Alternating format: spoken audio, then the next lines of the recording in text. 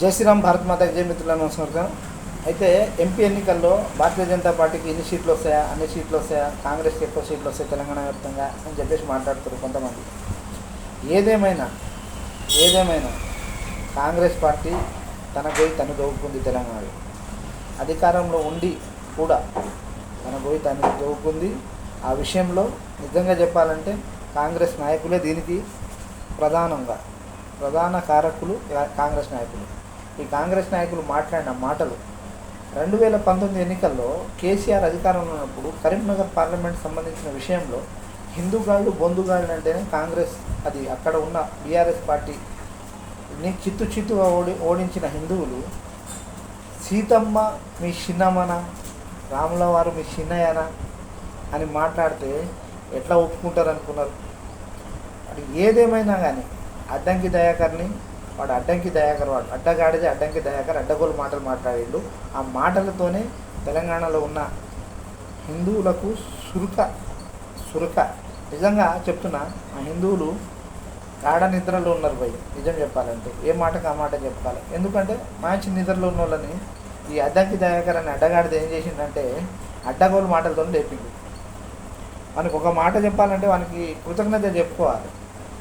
ఈ పార్లమెంట్ ఎన్నికలు అయిపోయినాయి కాబట్టి చెప్తున్నా, మనం చెప్పుకోవాలి. ఎందుకు చెప్పుకోవాలంటే వాడు చెప్పిన మాటలతోనే హిందువుల్లో ఐకమత్యం వచ్చింది.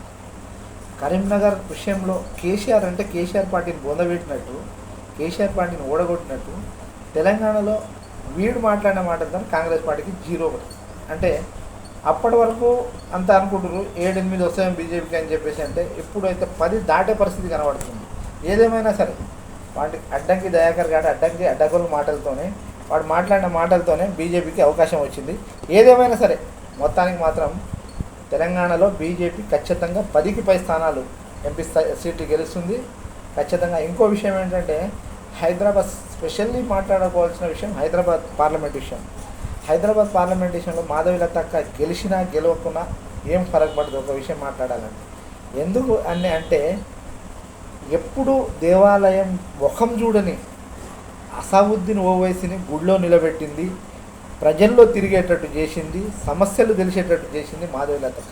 ఇంకా చెప్పాలంటే దండం పెట్టిండు, పరుగులు అంటే ఎట్లా వీధిన కుక్క లెక్క పరిగెత్తిండు ఈ అసదుద్దీన్ ఓవైసీ గారు. కాబట్టి మాధవి లతక్క చెప్పింది మాత్రం 100%. ఆమె గెలిచినా ఓడినా పెద్ద ఫరక్ పడదు. వాడిని మాత్రం ఏ విధంగా ఉరికించాలో భయపెట్టింది. ఉత్సాహోపించింది వాడిని. ఉత్సాహపోయడం ఒకటి తక్కువైంది వాడిని. నిజం చెప్పాలంటే వాడు భయపడ్డాడు.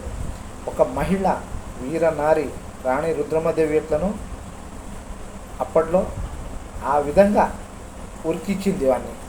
కాబట్టి ఆన్సర్ ఏదేమైనా భారతీయ జనతా పార్టీ ఈసారి తెలంగాణలో డబుల్ డిజిట్ ఖచ్చితంగా గెలవబోతుంది. కాంగ్రెస్కి బీఆర్ఎస్కి చెక్ పెట్టబోతుంది తెలంగాణ ప్రజలు. అదేవిధంగా మిత్రులు చేసిన భారత్ మాతకి.